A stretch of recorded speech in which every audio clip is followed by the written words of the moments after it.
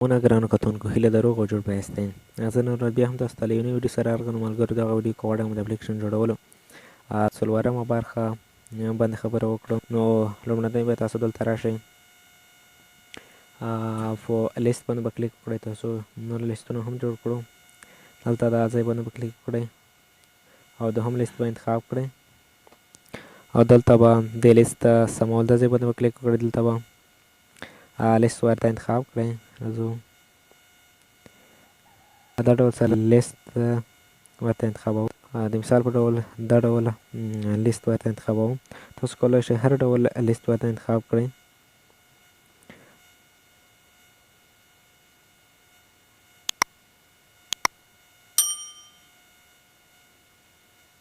فرض کې دا موږ ورته انتخاب کړو. لومړنۍ مینیو ته راځو. تاسو ته ښایم د کوم ځای کې موږ ورته انتخاب کړل. مینیو سمول دا باندې به کلیک وکړئ. نو لومړنۍ سر کې موږ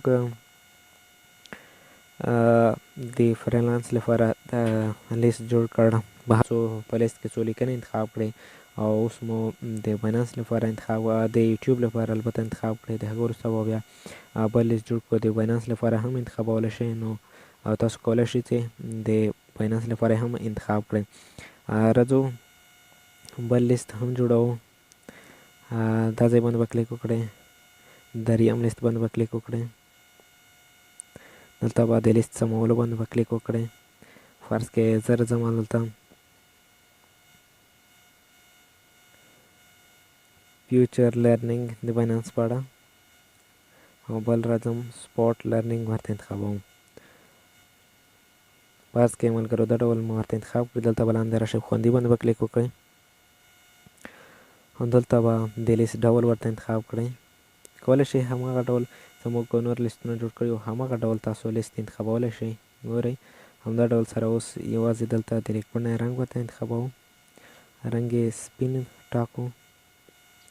نو دلته به یوازې کونجونو ته تر شله پورې انتخاب ورکړو. د هغې وروسته به دا ډول یو رنګ هم ورته انتخابوو.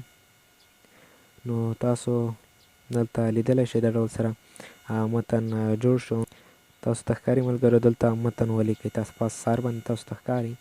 نو دلته به تاسو لومړنی دلته یو متن ورته وټاکئ. راځو بیرته تللو باندې کلیک کوو.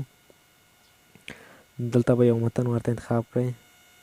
راځو خوندي کړئ. د ځای باندې به کلیک وکړئ او دلته به راشئ د لیست سرلیک باندې کلیک وکړئ او دلته ګورئ دلته متن ولیکئ. دلته به کلیک وکړئ.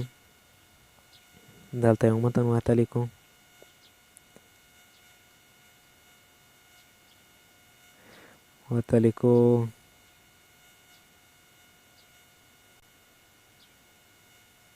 کلیک وکړئ.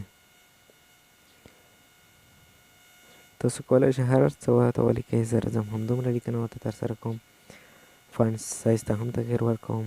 کولی شئ دلته بګراونډ ته هم تغیر ورکړئ. راځه دا ډول بګراونډ ورته انتخابوم.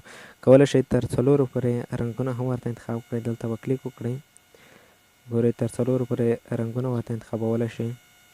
نو زه راځم همدا یو ډول رنګ ورته انتخابوم. راځو صفحه رن کوو. نو ګورئ دا ډول سره صفحه تاسو ته ښکاري. لاندې متن باندې کلیک وکړئ.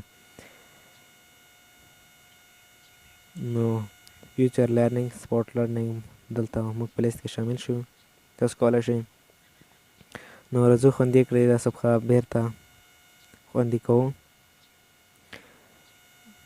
تاسو کولی شئ نور لیستونه هم جوړ کړئ. زه همدومره کفایت کوم. نو لومړنۍ لیسته او دوهم لیسته هم البته دوهم لیسته انتخابوو. دلته هم دې لیسته هم یو ډول رنګ انتخابوو. راځو دلته رنګ ورته انتخابوو. دا ډول رنګ ورته انتخابوو. دا ډول رنګ ورکوو. دلته کولی شئ دا ډول سره نمونه ورته انتخابوو. دلته لاندې راځو کونجونه یې همدومره بس دي تر اتو پورې. دلته کولی شئ د بکس ضخامت هم تر 11 پورې ورته انتخاب کوو. دلته دا ډول سره رنګ ورته انتخابوو. نو راځو صفحه رن کوو. نو ګورئ زموږ صفحه به دا ډول سره ښکاره شي. ګورئ تاسو هم کولی شئ هر ډول صفحه ورته انتخاب کړئ. دلته به لاندې راشئ، متن باندې کلیک وکړئ. خوندي کړئ دې ځای باندې به کلیک وکړئ. دلته به د سرلیک دا ځای باندې کلیک وکړئ او دلته به متن باندې کلیک وکړئ. دا به ورته انتخاب کړئ، کولی شئ.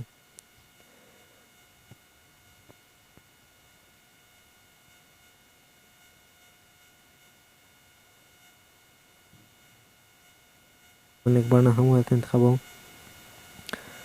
دلته فرض کړئ دا ډول یو رنګ هم ورته انتخابوم، صفحه رنګ کوو. نو ګورئ دا ډول سره به زموږ صفحه یو بشپړ ډول سره تیاره شوې وي. راځو بېرته تلل باندې کلیک کوو. دا درو پرایلستونه هم برابر کړل. نو دلته پاڼې منځپانګې پاڼې ډول ته مو هم ډیزاین برابر کړو. یوازې د نورو برخو باندې به په بله یو وروستنۍ برخه کې خبرې کوو. البته فایلونه، لیکبڼې، اعلانات، بیه، تنظیمات او اپلیکیشن جوړول وروستنۍ مرحله. دا ځای باندې به په وروستیو کې خبرې کوو. نو ستاسو څخه غوښتنه ده چې زموږ سره تر پایه پاتې شئ او د لومړنۍ او وروستنۍ برخه تعقیب هم کړئ او زموږ سره تر وروستیو په چینل کې پاتې شئ. او د هغه وروسته به موږ نورو په اډوانس مرحلو اپلیکیشن جوړولو باندې هم خبرې کوو. یوازې به زیات ورونه کمپیوټر ته لاسرسی نه لري، نو موږ به کوشش وکړو چې نور اډوانس اپلیکیشنونه موبایل کې تاسو ته برنامې برابرې کړو تر څو تاسو وکولی شئ په موبایل کې هم اډوانس اپلیکیشنونه جوړ کړئ. نو تر بیا مو په خدای سپارم.